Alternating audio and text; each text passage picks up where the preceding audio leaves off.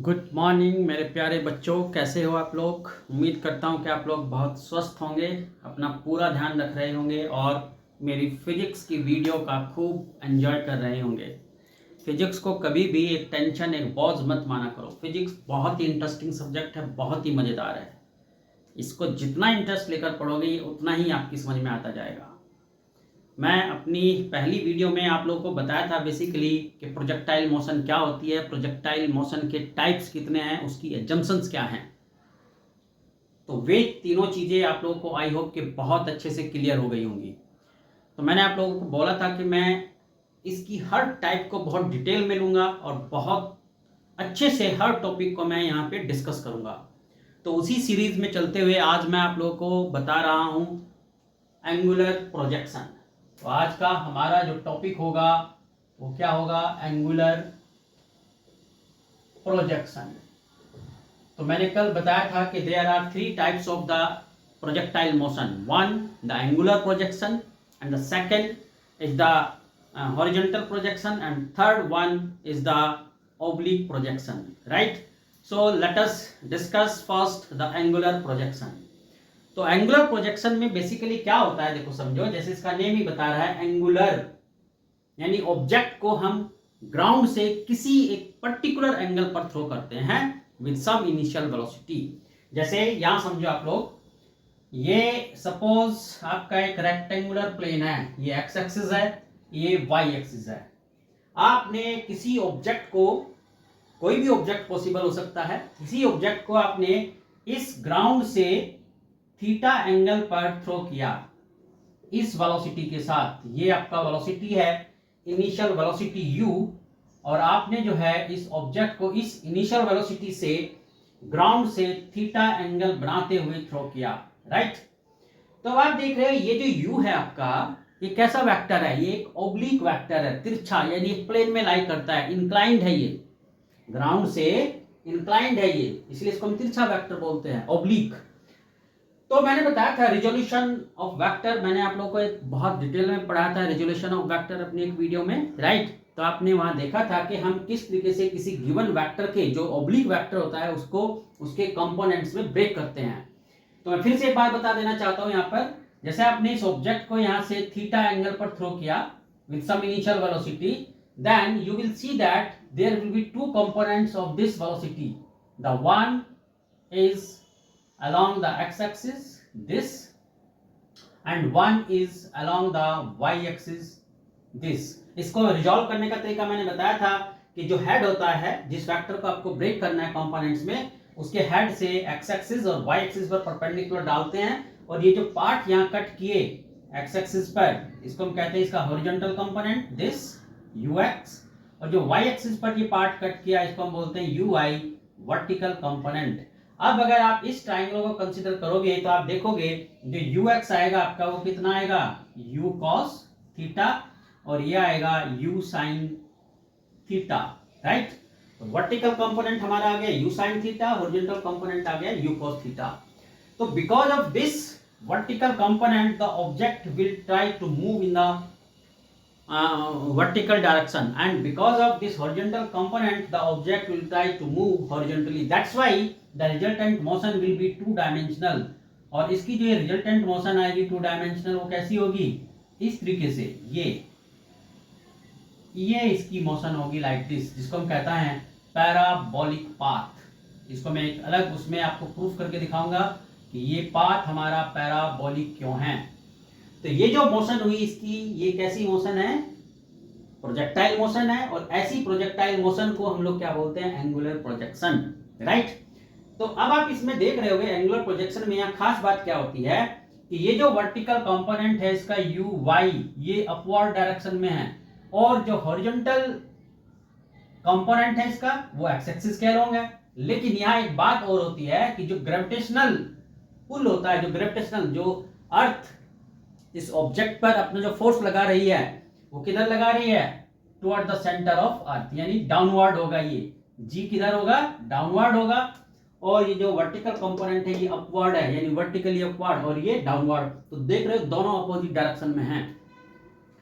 तो because of this gravitational acceleration g, ये जो वर्टिकल कंपोनेंट होगा इसका यू वाई यानी यू साइन थीटा वो कंटिन्यूअसली डिक्रीज होता जाएगा और एक सर्टेन हाइट पर आकर यहाँ पर जिसको हम कहते हैं मैक्सिमम हाइट, ये सर्टेन हाइट पर आकर इसका वर्टिकल कंपोनेंट जीरो हो जाएगा। यहां पर आकर ये इसका वर्टिकल कंपोनेंट कितना हो जाएगा, जीरो। इसका मतलब क्या हुआ कि अब ऑब्जेक्ट जो है यहां के बाद ऊपर जाना बंद कर देगा। तो अब क्या होगा, फिर वो डाउनवर्ड मोशन उसकी स्टार्ट हो जाएगी। इस तरीके से ये डाउनवर्ड मोशन इसकी स्टार्ट हो जाएगी और आकर ये अर्थ पे यहाँ गिर जाएगा। तो जहां ये ऑब्जेक्ट अर्थ के ऊपर आकर गिरता है इसको हम कहते हैं टर्मिनेटिंग पॉइंट। क्या बोलेंगे इसको हम, टर्मिनेटिंग पॉइंट। यहां आकर इसकी जर्नी एंड हो जाती है और जहां से आपने इसको थ्रो किया था इसको टू से मैंने ओ पॉइंट ले लिया, इसको हम बोलते हैं प्रोजेक्टिंग पॉइंट। क्या बोलेंगे इसको, प्रोजेक्टिंग पॉइंट। तो इसमें आपने खास बात क्या देखी कि जो आपका u है, u sine theta vertical component है वो कंटिन्यूअसली डिक्रीज होगा और एक सर्टेन हाइट पर आकर वो जीरो हो जाएगा। लेकिन जो हॉरिजॉन्टल कंपोनेंट होता है, horizontal component throughout the motion यानी ux is equal to u cos theta, वो हमेशा कांस्टेंट रहता है, वो चेंज नहीं होता क्योंकि उस पर किसी तरीके का कोई फोर्स यहाँ पर नहीं लगा हुआ है। That's why this horizontal component will remain constant throughout the motion. तो अगर आप इस हाईएस्ट पॉइंट पर देखेंगे जहां इसका वर्टिकल कंपोनेंट जीरो है, वहां भी इसमें horizontal component u cos theta ही रहेगा, यही सेम बना रहेगा थ्रू आउट द मोशन। अगर आप इस पॉइंट पर देखेंगे राइट, तो यहां भी ये देखो, यहां भी ये कितना रहेगा, u cos थीटा ही रहेगा, ये चेंज नहीं होगा। तो इसका मतलब क्या हो गया कि जो वर्टिकल मोशन है इस एंगुलर प्रोजेक्शन में, जो वर्टिकल मोशन होगी ऑब्जेक्ट की वो कैसी होगी, यूनिफॉर्मली रिटार्डेड मोशन। तो मैं बता देता हूं, वर्टिकल मोशन, ध्यान रखना इस बात को, is uniformly retarded motion.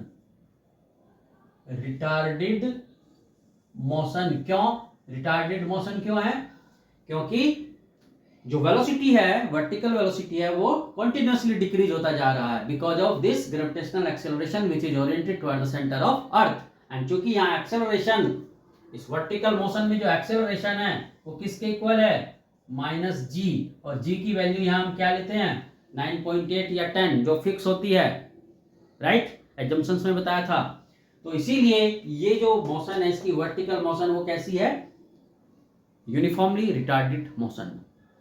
But जो हॉरिजॉन्टल मोशन होगी इसकी, हॉरिजॉन्टल मोशन वो कैसी मोशन है, इसमें आप देख रहे हैं इसका हॉरिजॉन्टल कंपोनेंट है u cos theta, u cos theta is constant. That's why जो एक्सेलरेशन होगा वो कितना होगा, ax यानी एक्सेलरेशन अलोंग हॉरिजॉन्टल एक्सिस वो कितना होगा, 0, क्योंकि वेलोसिटी कांस्टेंट है। तो इसलिए अलोंग द एक्स एक्सिस जो एक्सेलरेशन होगा वो 0 होगा। तो इसीलिए ये कैसी मोशन होगी, जो हॉरिजॉन्टल मोशन होगी वो कैसी मोशन हो गई, यूनिफॉर्म मोशन।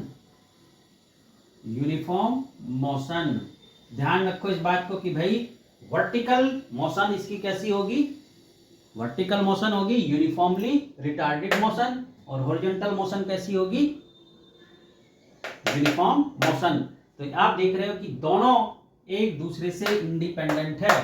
तो यहाँ पे ये जो प्रिंसिपल मैंने बताया था, प्रिंसिपल ऑफ फिजिकल इंडिपेंडेंस, उसको भी ये बिल्कुल प्रूफ कर रही है कि भाई हॉरिजॉन्टल मोशन और वर्टिकल मोशन एक दूसरे से इंडिपेंडेंट है। तो मैं इसकी समरी एक बार फिर से दे देता हूं। मैंने बताया कि अगर किसी ऑब्जेक्ट को आप किसी एंगल पर u वेलोसिटी के साथ थ्रो करते हो, in that case it's vertical component of velocity will decreases continuously because of the gravitational acceleration which is oriented toward the center of earth, but the horizontal component will remain same throughout the motion. That's why the horizontal motion will be uniform motion and vertical motion will be uniformly retarded motion. Right? Clear है मेरी बात?